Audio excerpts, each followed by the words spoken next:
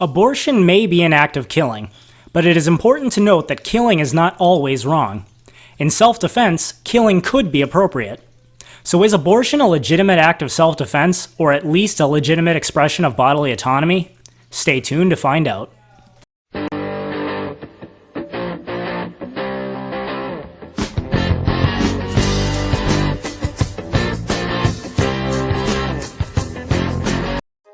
Hello everyone, this is My Two Cents. Up to this point, we've discussed the issue of abortion from a libertarian perspective by looking at the scientific facts regarding an unborn child and the logical implications of trying to define them as non-persons. However, even if the unborn are indeed living human persons with the same right to life that you or I have, there is still one more critical objection, namely that it is not always wrong to kill. A consistent libertarian holds that the initiation of force is never justified. However, the use of force to defend oneself against another who initiated force against you would absolutely be appropriate. Therefore, if one could demonstrate that a fetus is in fact some sort of invader trespassing on its mother's rights, abortion would be a justified act of self-defense, or at the very least, a legitimate withholding of support due to the mother's bodily autonomy. This type of position has been defended by philosophers such as Judith Jarvis Thomson, Eileen McDonough, and David Boonin. To begin, let's examine the famous violinist scenario that Judith Jarvis Thomson first proposed in her 1971 paper, A Defense of Abortion.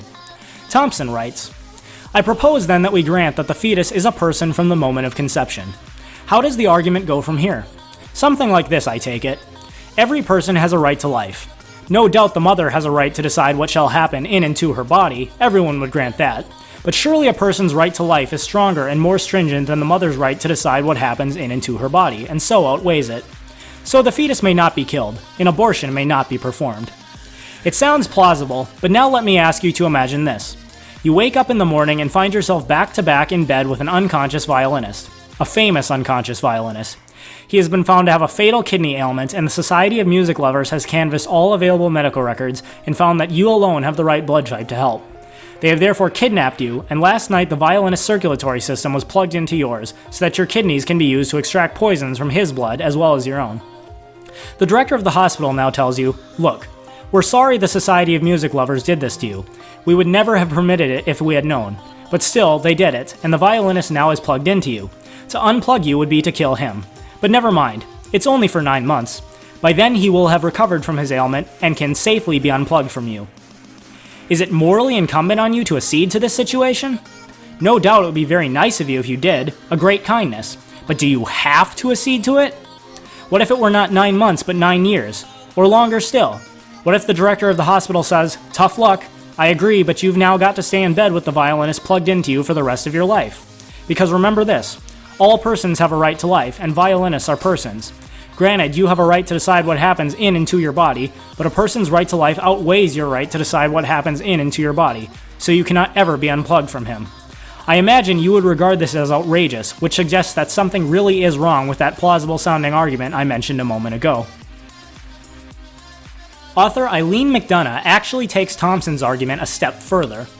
In her view, a fetus is not merely equivalent to an unconscious violinist who is hooked up to you by a third party, but rather to a violent rapist intruding on another's rights. In her book, Breaking the Deadlock, From Choice to Consent, McDonough writes, if a woman has the right to defend herself against a rapist, she also should be able to use deadly force to expel a fetus. The main driving point behind McDonough's argument is her assertion that pregnancy is not the result of sexual relations, but of a fetus implanting itself in the womb. Therefore, if a fetus implants itself in a woman's womb without the woman's consent, it is an invader and may be expelled with deadly force. Put another way, McDonough would say that a woman may consent to having sexual relations while simultaneously not consenting to pregnancy. As I stated in my previous video, I think that arguments stemming from bodily autonomy and/or self-defense have the most potential with regards to the abortion debate.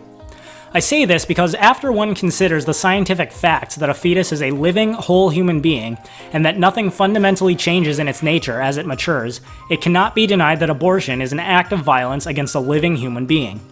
Therefore, under the non-aggression principle, the only possible justification for such violence would be that it is done in self-defense against an aggressor who made the first move. Nonetheless, I hold that these arguments fail as well. Although the scenarios presented by Thomson, McDonough, and others appeal to our appropriate intuitions about self-ownership and the right to self-defense, the scenarios they present differ from pregnancy in fundamental ways that are grounded in nature. Let's start with Thomson's violinist scenario. I agree with Thomson that self-ownership means that a person's property may not be used by a different person without the owner's consent, and that would include their body as well. For example, suppose I receive a phone call from a hospital letting me know that if I donate one of my kidneys to a dying man with whom I have no personal ties, he will be able to survive an otherwise fatal condition. It would be very nice of me if I were to agree to this, but it seems obvious that I am not under any sort of obligation to give up my kidney. If and when the person dies, he will die as a result of his physical condition, even if it were the case that giving up my kidney would have saved him. However, while I may be justified in not giving the man my kidney, I would not be justified in marching into the hospital, cutting off all of the man's limbs, and then burning him to death.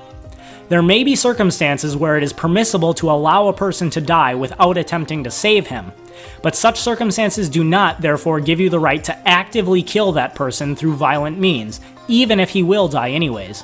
This would be a blatant violation of the non-aggression principle. This is the first major problem with Thomson's argument. In the scenario she presents, you are only justified in detaching yourself from the violinist, the result being that he dies of a physical condition he had anyways. However, abortion is not merely withholding voluntary support, such as refusing to donate a kidney or detaching yourself from a machine. It is actively killing a living human being by poisoning or cutting up their body and then vacuuming the dismembered parts out of the womb. Consider the following scenario. Suppose a traveler is kidnapped and then placed 5 miles inside the large estate of a private landowner. When the landowner finds him, he informs the traveler that he is trespassing and must leave immediately. Even if the landowner is justified in asking this involuntary trespasser to leave, the landowner may only use the proportionate amount of force necessary to remove him from the property. In this case, let's assume that the landowner peacefully asks the traveler to leave and the traveler immediately agrees. We should note, however, that since the traveler was placed 5 miles within the large estate, it is obvious that he will have to travel 5 miles over the man's property in order to comply with this request. Would we consider it just for the landowner to shoot the traveler in the back as he was walking away if the landowner simply said, "I told him to leave, but he kept walking on my property"? Of course not. The circumstances dictated that the only way the traveler could comply with the request was to travel across the man's property with the intent of leaving, and therefore this would not have been a legitimate act of self-defense on the man's part. At best, even if you consider an unborn child to be trespassing on its mother's property, a pregnant woman is only justified in demanding that the fetus leave her body. She is not justified in actively killing it. However, circumstances dictate that the only way that the fetus can comply with this request is to mature for 9 months within the womb and then leave. How could one argue that a woman is justified in using violent force against another person who is doing the only thing they could possibly do to comply with the request to leave? The next problem with Thomson's scenario lies in the difference of circumstance between the fetus and the violinist. As I just stated a few moments ago, when the violinist dies upon your detachment, he does so because of his previous physical ailment, not because of your detachment. There is no natural requirement for the violinist to be attached to your body. However, a fetus resides in its mother's womb because this is precisely where it belongs at this point of its development. That a fetus must mature in its mother's womb is grounded in nature itself, and there is nothing artificial about the connection as there is in the case of the violinist. It seems to me that if medical technology ever advanced to the point that the fetus could be detached from its mother's womb and then allowed to mature in an artificial womb, this would be morally permissible. But removing it from its natural place of development, even if done without cutting up or poisoning its body, would actively result in its death, unlike the violinist who will subsequently die from his previous physical ailment. The next problem. While a person may not have an obligation to provide life-saving support to a total stranger with whom they have no personal connections, they would have such an obligation if they were responsible for placing that person in their imperiled condition.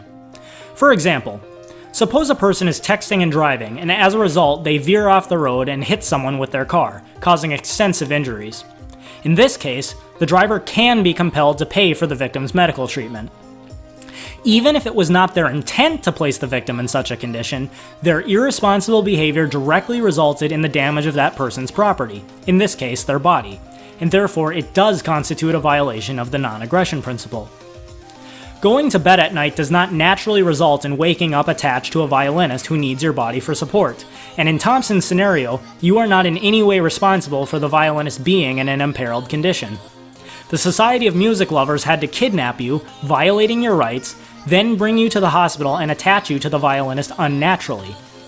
However, when a man and a woman engage in sexual intercourse, they engage in the only act that naturally leads to the creation of a child, who will subsequently have no choice but to mature in his mother's womb for 9 months. How could one argue that a woman has no obligation to care for a person that she and her partner created, thereby placing him in a condition where he has no choice but to mature in his mother's womb? It seems that this particular aspect of Thomson's scenario would only be parallel to a case where the woman was raped and subsequently became pregnant. However, even the pro-choice Guttmacher Institute admits that hardly 1% of abortions that take place are due to the woman having been raped, and therefore it would be dishonest for Thomson to bring this up unless it were her position that only women who are raped are justified in having abortions. Nonetheless, even in a case where the woman did become pregnant due to rape, it seems that such a woman would still only be justified in asking the fetus to leave. It would not justify her in killing the fetus through poisoning or dismemberment. Before we move on to McDonough's argument, I'd like to make one final point. This isn't so much an argument as it is an appeal to intuition, but under the circumstances, I believe it is appropriate. In order for Thomson's argument to work, we have to assume that a woman has no more obligation to her own child than she does to a total stranger with whom she has no personal connections. And this just seems obviously absurd to me. The parent-child relationship, in which the child receives care from his parents until he is mature enough to provide for himself, is absolutely grounded in nature. As Greg Koukl has stated, what if the mother woke up to find herself surgically connected to her own child? What kind of mother would willingly cut the life support system to her 2-year-old in a situation like that? And what would we think of her if she did? Now, I have to be clear. I understand full well that intuitions in and of themselves are not arguments. However, combined with the fact that parents are responsible for the existence of their children in a dependent condition, it does not at all strike me as unreasonable to expect parents to have an obligation to care for their children.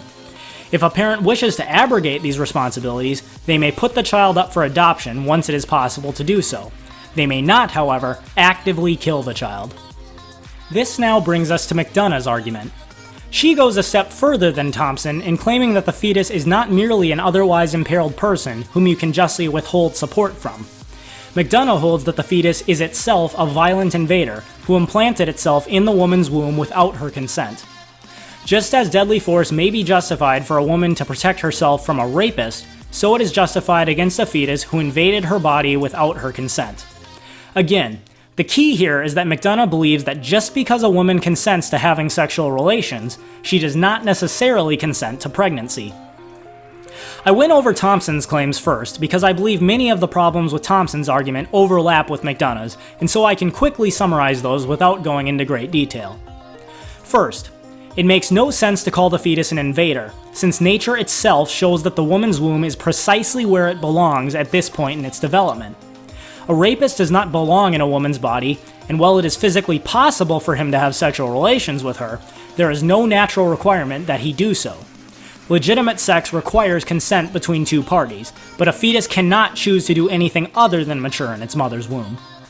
Second, a fetus cannot be responsible for its own existence. Its parents brought it into existence as a result of sexual intercourse, it now being in an imperiled condition where it must depend on its mother.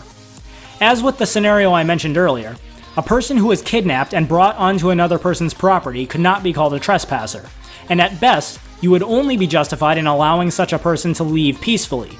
You would not be justified in violently killing them as a result of them being on your property, or necessarily having to traverse your property in order to comply with your request to leave. However, the fatal flaw in McDonough's argument is her assertion that a woman can consent to sex but not to pregnancy. Reality demonstrates very clearly that many of the decisions we consent to have consequences that we didn't intend, but that we are responsible for nonetheless. To borrow an example from Scott Klusendorf, take, for example, a basic surgical procedure. Patients consent to a surgical procedure.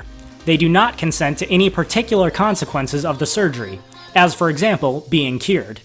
They merely consent to the surgery. The whole point of informed consent is that our choices often have undesirable consequences. If you are aware of these consequences, then by consenting to the surgery, you are stating your willingness to accept them. Imagine all the sorts of absurd conclusions we can draw using McDonough's logic. I only consent to buying this lottery ticket if it is the winning ticket. I consent to having sex with this prostitute, but I do not consent to contracting a sexually transmitted disease. I consent to texting and driving, but I do not consent to any traffic accidents that may result. This just isn't how it works. Sexual intercourse is the only act that naturally leads to children, and even using birth control does not 100% guarantee that no pregnancy will result. Even in the tragic case where a woman is raped and subsequently becomes pregnant, the fetus cannot bear responsibility for what its father did, since it was not around to engineer its own existence. Before I end this video, I'd like to propose a final thought experiment. This thought experiment is not actually possible, but I want you to consider, if it were possible, would it be morally permissible? Let's suppose that a woman is desperately angry at a man who she perceives to have wronged her in some way. She wants to murder the man, but since she believes that murder is wrong, looks for a way that she can legitimately kill him. In her search, she finds a mad scientist that gives her a machine that will shrink the man down to fetal size and then place him in her womb, where he will start to grow for 9 months, be born, and then afterwards return to adult size almost immediately. Using the machine on the man, she now finds herself essentially pregnant with an adult man, who did not ask to be placed in her womb any more than a fetus does after being conceived, but nonetheless has no choice but to be in her womb for the next 9 months. The woman then goes to an abortion clinic saying, "Regardless of how he came to be inside my body, it's my body and I have an absolute right to decide what happens to it, up to and including killing the man who now resides inside me." Remember, Thomson, McDonough, and others who make the argument for bodily autonomy and abortion as a form of self-defense concede that unborn children are in fact persons with a right to life. They are not arguing against the points I made in the previous 2 videos, but are rather arguing that a woman's right to control her body trumps the unborn child's right to life, whether the unborn child chose to be in her womb or not. It seems to me that to be consistent, the proponent of this type of abortion defense would have to concede that the woman in this scenario is justified in killing the man in her womb, even if she herself was the one who engineered his being in her womb in the first place. Further, suppose the woman could somehow stop the man from being born in 9 months and keep him inside her as long as she wanted, saying, "Regardless of how you came to be inside my body, it's my body and I don't have to let you pass through my vagina if I don't want to." The man is then forced to stay inside her body until she dies some 60 years later, effectively making him her slave. To any of those who adhere to abortion being justified on the basis of a woman's bodily autonomy or some form of self-defense, what consistent argument can you give as to why the woman in this thought experiment is not justified in her actions, but a woman having an abortion based on the same justification is? Well, this one was a bit longer, but there was a lot to cover, so thanks for watching. In a few weeks, I'll come back to all 4 of the videos in this series, compile what I believe to be the best counter-arguments that were made in the comments or in response videos, and then make one final video addressing those points. To quickly summarize everything I've said in this video, a pregnant woman may be justified in asking her unborn child to leave her body in the most expedient way possible, but she is not justified in actively killing him by poisoning or dismemberment. And that is my 2 cents. Take it for what it's worth. Thanks everyone for watching. If you liked this video, please hit like and subscribe. You can also hit the bell to ensure you're notified every time I upload a new video. This video was made possible by my patrons. If anyone else would like to donate and help ensure that I have the time and resources to keep putting out content, for just $1 a month on Patreon or Maker Support, you'll have your name listed in the end credits of every video and the link to one of your social media platforms listed in the description. You can also support the channel by purchasing my 2 cents merchandise on Teespring. You can also follow me on Twitter, Minds.com, BitChute, WordPress, Gab, and iTunes. Uploads are every Thursday and Saturday, so stay tuned for more videos.